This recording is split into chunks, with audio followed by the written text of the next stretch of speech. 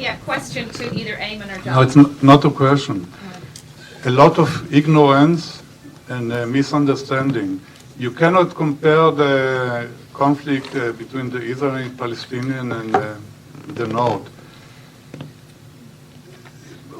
People who know Islam, and I was going among Arabs, so my father, they are not the question they are good or bad, they are different.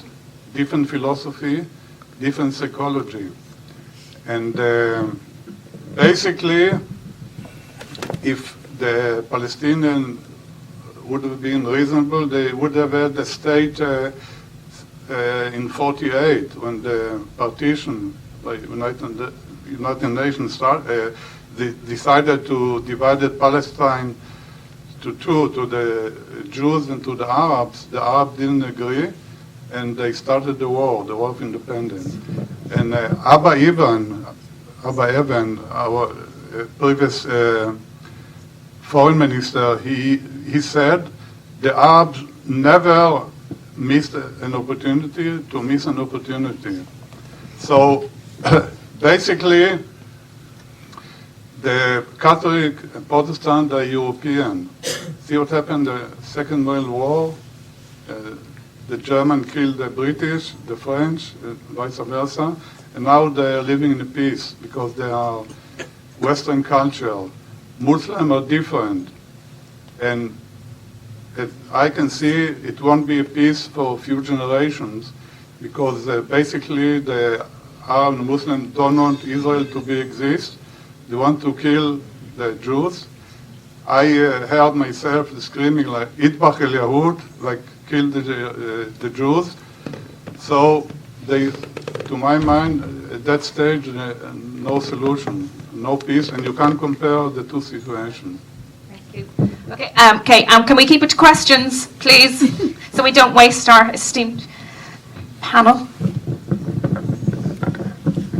Hello, I'll try to say this as a question. It's kind of like, it's easy to make statements, but there'd be like a few more sections of the population, obviously, that would not have been represented in that film. I mean, you wouldn't have been able to get hold of them, but for example, say the Muslims, the Palestinians who actually support Israel, or the fact that some of the worst terrorists on the Palestinian side are descended from Jews.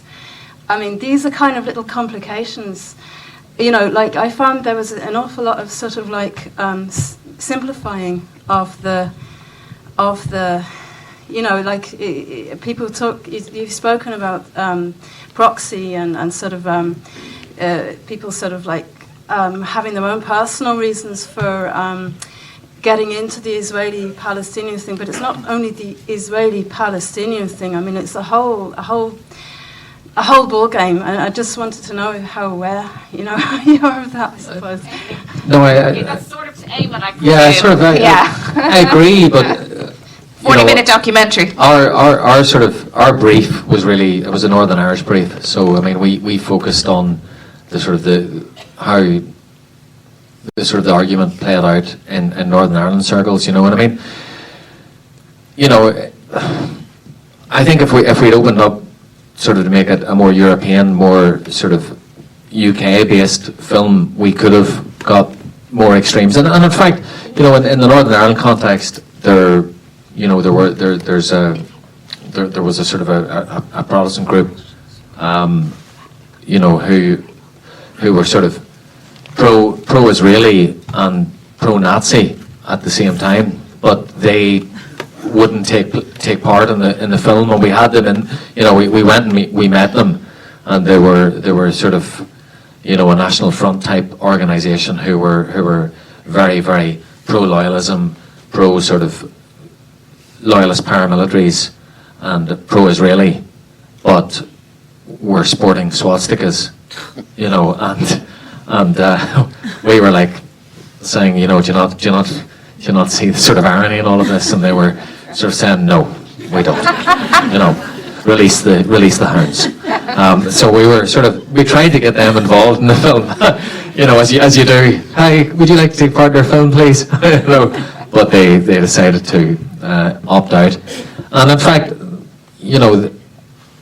these, there are extreme pockets, and I mean, again, when we were making the film, we did, we met nationalists and Republicans who were quite pro-Israeli, but again, they decided not to take part in the film, So we did try and sort of open it up slightly more than what we had to sort of, to make it a little bit more diverse, but it was sort of those who agreed to take part. I mean, Gordon, for example, when Gordon watched the film, I asked him, well, what do you think of it? And he sort of says, I don't know what to think of that. I don't think he was the only one. Yeah, and and I mean, ironically, Gordon was one of the people who, on social media got quite a lot of flack after the film in terms of his views that he expressed. Yes, yeah, he was the red beard. Another question here? Yeah. Thank you very much for your contribution. Aren't we just seeing that each side is appropriating the Arab-Israeli conflict in their own image and remanufacturing it to suit their own brief? By the way, Ithamar does not represent much of Israel. I think that to John, I suppose. Okay. Although we answered Although that. I would say that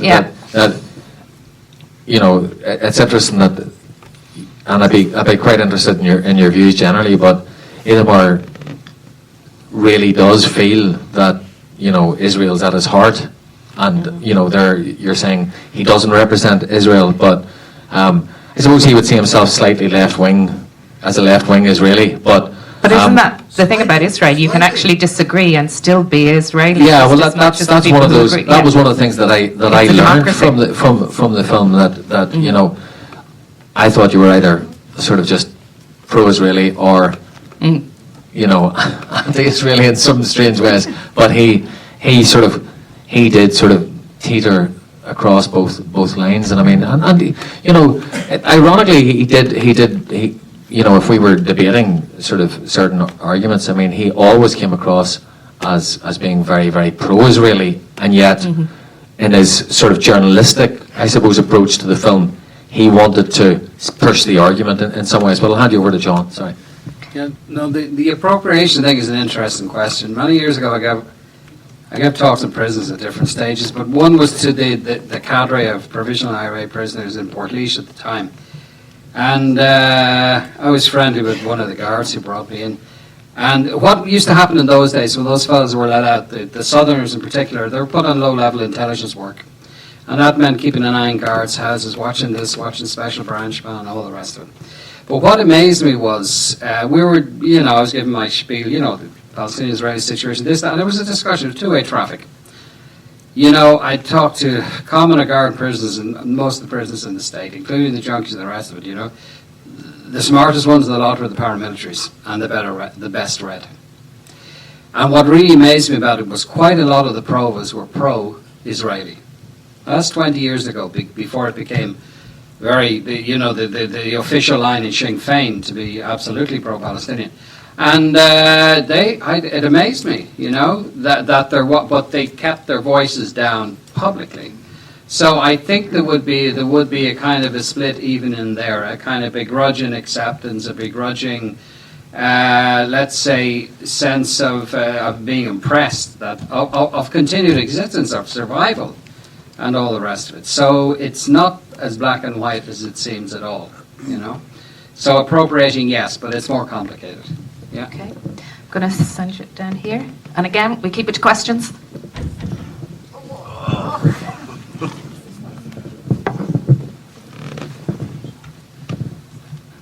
Thank you. A question for you, Eamonn. You're a northerner yourself, and it's your movie. My own family is Northern Irish as well, and I accept that on both sides of the border there's always a debasement that seems to attach itself to this subject and its discussion, the subject of Israel and Palestine. The well is poisoned well and truly in Ireland. However, I'm wondering about some of the choices that you made in terms of the people that made it into the cut in the end. And I think this impression will increase as I look back on the film tomorrow and next week. And there are some obvious exceptions. You don't have to. There are some obvious exceptions to this. There was a quite, I think, considered opinions being offered by, I think was it Owen Patterson or Glenn Patterson? I'm not sure. Glenn Patterson. Yeah, there was some quite considered opinions, but there's also a sense, I think, when I think about the film, that it was something of a carnival of grotesques. There wasn't, even by the very low standards of Ireland, the island as a whole, not just Northern Ireland. There was a paucity of people who seemed to be able to offer any good reasons for taking one side or the other in this affair. And I think the rabbi in Belfast, I think, touched upon this in his queasiness about, some of the people's motivations for supporting Israel. And I say that as a supporter of Israel. But was there not a demographic out there, Catholic or Protestant, capable of, representing their opinions on camera in an articulate and considered way? I mean, John Curson is a anti-Israeli activist, and one would presume that there was that he might be capable of better. But in the absence of him doing a better job, was there really no one in Northern Ireland capable of enunciating a pro-Israel or even an anti-Israel argument in a considered way? Because they do seem something of a carnival of grotesques. You're wanting to know where all the really well-educated provosts that John's talking about. Okay, so give that over to you, Eamonn. Oh, on both sides, yeah.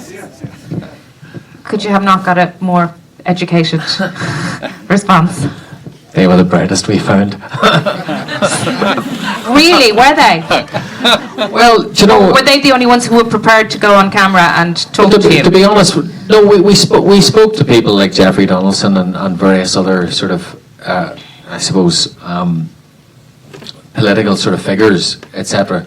But we wanted to keep it quite real about a sort of real Northern Irish people. And I mean, we interviewed lots of people, and we felt that a lot of the other arguments were very sort of rehearsed and very sort of stereotypical and sort of everybody had heard them before. We tried to capture, whether you think they were inarticulate or not, was the real sort of human being on the cold face. The people who were out marching, the people who were involved in paramilitaries. Joe Doherty, for example, was extradited from the States and spent 9 years in prison in the States. And so, and some of the things that didn't make the cut was a point that John touched on, which was he spent quite a bit of time in prison with Israeli prisoners and was very friendly with them, and actually, he'd seen sort of the argument, and I mean, in fact, they were as anti-British as he was as a Republican. The answer is yes, probably. I mean, the film did sort of touch on the sort of the carnival, but again, those were the people that Ithamar wanted to sort of chat throughout the film. We did sort of cast the net out, but we felt that they were the people who sort of represented the story, I suppose, that Ithamar wanted to sort of author. So in many respects, we were sort of obviously pushing the narrative with him, but he wanted to tell a particular story, and in sort of some ways, those are the people who have got the main interest in the Israeli-Palestinian conflict. In the hour-long version, there's a couple of other sort of extra people involved, but in any film that we make, you can always sort of say, why didn't you interview Joe and why didn't you interview Mary? We didn't, and those are the people we felt that sort of best represented the story that Ithamar wanted to tell. And it was his story in many ways. Shalom Belfast was the story of the Israeli journalist who was living in Northern Ireland, and those are the sort of people that that he had met on his sort of travels, and those were the people that he wanted to tell the story. But I agree with you. There are people who are more articulate and more educated, but, you know, would it have been a better film? Maybe, maybe not. You know, but, you know, I think, I mean, I'm very proud of the film, you know, and very proud of having worked with Ithamar and having met those people. And I think the film, in its sort of, you call it carnival, I think, you know, when you're making films in Northern Ireland, this sounds sort of not to sort of undermine the sort of the populace of Northern Ireland, but you know, quite often, you know, the people, when you're making documentary, it's hard to get the people who really live there, who really live at that wall, who really live with Palestine or Israel in their heart, to sort of be articulate as such, you know. And I thought that they were articulate in their own way. I mean, they may come across as being sort of maybe ill-educated at times, but You got the passion, Eamonn. I think Yeah. you know. I mean, I would stand up for them, and I think they were very proud of what they said. And I mean, that's what's important in documentary. Okay, I think we'll do a couple more questions. I think there's somebody up here. Was there? Yeah, okay. This is going to have to go all the way across. Can we just hand that? Or he can shout loud.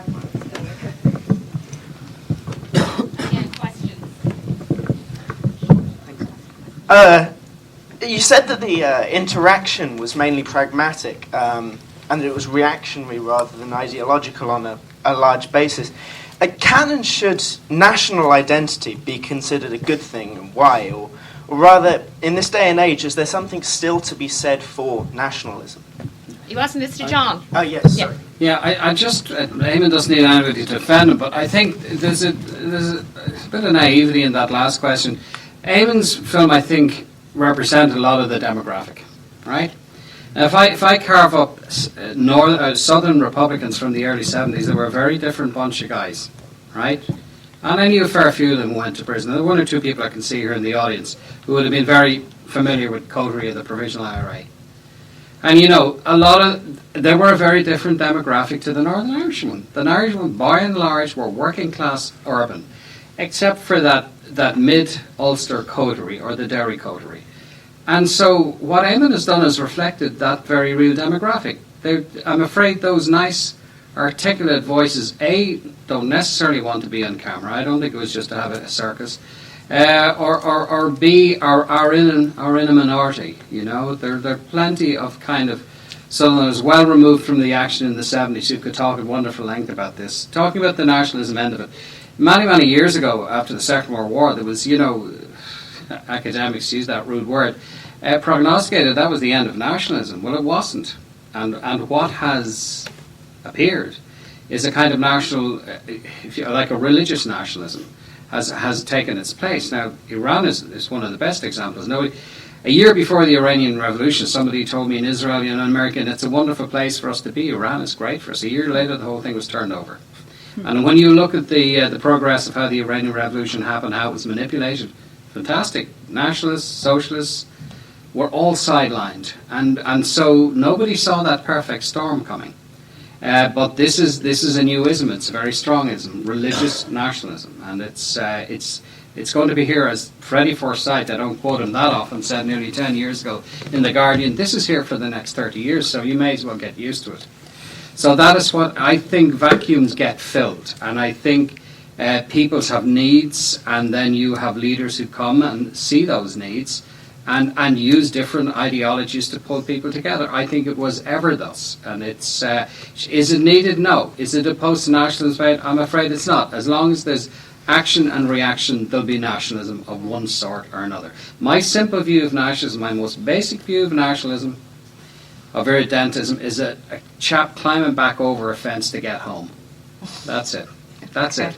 You threw me off my land, I'm going back. Again and again. Everything else is commentary. You know? Okay. Thanks, John. Yep. Okay.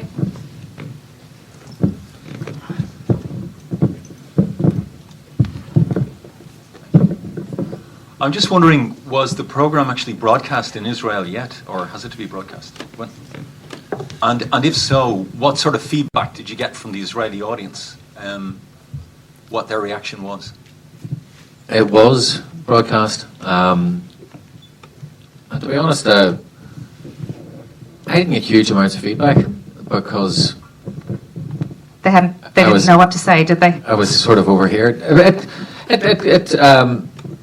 I mean, from what I understand from Ithamar, again, I think there was sort of he got quite a bit of flack off the back of the program, because of the stance that he took within the film. I think the other pieces of feedback that I got was that the audience weren't, I suppose in some ways what I gathered was obviously the sort of pro-Palestinian arguments are old arguments for many of the viewers.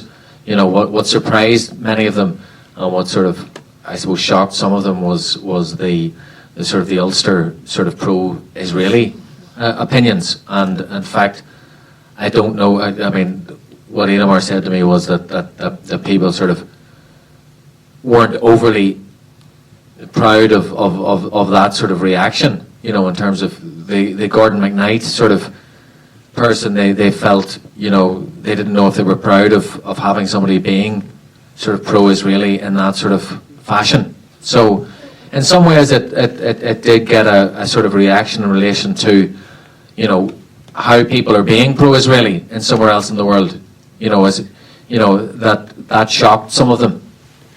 But I just wondered also, if in relation to the reaction of people, where they're Israelis, I would have thought maybe there were some Israelis who thought that their flag was being hijacked in a way.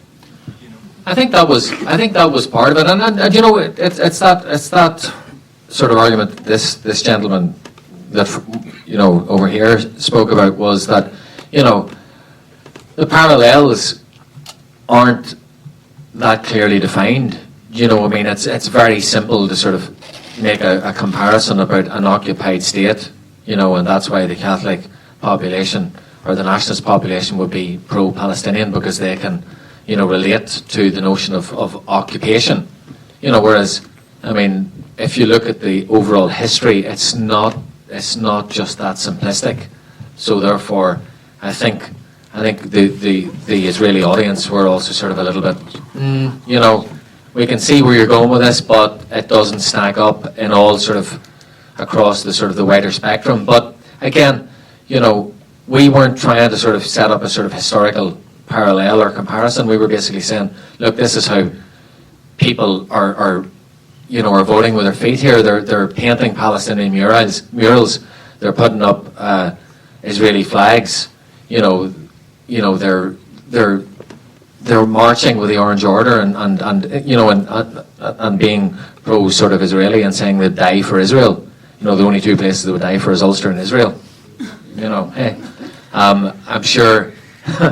Meanwhile, they're British. Yes. But I'm sure the Israelis must think that's awfully strange, seeing as they the British. And again, there's obviously there's sections of the Israeli populace that wouldn't be very, very fond of the British either. So therefore there's a lot of ironies within and contradictions within the whole sort of arguments. And I mean, history is full of sort of contradictions. So I mean, I suppose it was like a snapshot at this moment in time. And as I say, even today, the notion of identity and the notion of flying flags and is so sort of dominant in Northern Irish politics. And even, I mean, in terms of how Ithamar sort of set himself up, hit the question of his identity. You know what I mean? Again, it's something we didn't overly get into, but I mean, he's an Ashkenazi. His parents are his father's Russian. So I mean, even he talked about when he was growing up in Israel of having his own conflicts in relation to his own identity. In terms of being Jewish. So there's lots of complications, and those are things that overly we didn't get into the film with. But I mean, as I was saying to Carol at the start, I mean, one of the notions that we're also looking at is the whole idea of the tribes of Israel. Glenn Patterson, The next film. That's the next film. It's sort of looking at, can we actually sort of find some real lineage? You know, is there any DNA proof that Nelson McCausland is actually a son of Israel? You know. So watch this space for that. Probably time to finish up now, unless there's one must-have question. If anybody has, okay, just the last quick. Okay, there you go. First of all, I really enjoyed the film. I thought it was a really interesting film, and I think it's nice to see films made on this particular topic. We don't see many films looking at Irish attitudes towards Israel and maybe what's driving those attitudes. It's really interesting to see that. My question is really looking from the other side, looking from the Israeli side. I mean, we heard earlier that Ireland's regarded as a hostile country towards Israel, and there are a number of examples given for that. I remember Kevin Meyer's article in the Irish Times when there was the new Israeli ambassador a number of years arrived, and he wrote an article about the welcome to Ireland or whatever, and he had mentioned some events that happened in the past that maybe weren't so, let's say, welcoming towards Israel. But I'm just thinking about what are the attitudes in Israel towards Ireland, and how Irish people sort of view Israel, and what do they think of how we look upon Israel, and do you think we are, a nation that is very hostile towards Israel? And I can just answer that from being there. I'll just give it to John, but I know that Ireland is one of the top holiday destinations for Israelis. Irish dancing is huge in Israel. There are more Irish film festivals and theatre festivals. Irish culture is really, really popular. And because they still think of us as being the sort of Irish against the British that they were in the 1940s and 50s. Now, I'm going to hand you over to John for a much more expert opinion, but I just know that from talking to some Israelis. I mean, a lot of Palestinians will, even though they will espouse the public cause, at a certain level will say to you, why are you fighting? Because they see two white Christian groups fighting, even though ideologically they'll go along with the occupied land business and the rest of it. So a lot of Palestinians, will say, well, you don't have much to fight about, basically. Yeah. A couple of years ago, I was involved with Kilkenny Castle, and I was amazed. There were quite a lot of Israeli visitors, and you're right, a lot of Israeli visitors visit Ireland, and most of them kept their heads down, well down, right? I remember one couple in particular, and it really appalled me. An elderly couple in their 70s who whispered in Hebrew because they were embarrassed, they were afraid, or whatever else to be identified as Israel. I couldn't think of any other nation in the world that would have faced that opprobrium. And I thought it was very wrong. And I can think of a lot of other nations that deserved it a lot more, And when you ask me why, I think there's many reasons to it. Part of it is a flag of convenience, I'm afraid, for certain elements here. And, you can never go wrong in Ireland criticising the Israelis. It's always a good bet. Okay. On that sad note, which I think I would like to thank everybody, the audience, for coming tonight. Really thank Eamonn and thank John. I'd also like to thank the ambassador and the deputy ambassador for an amazing week of culture and film. I hope they will all be back here again next year. I don't know if anybody else.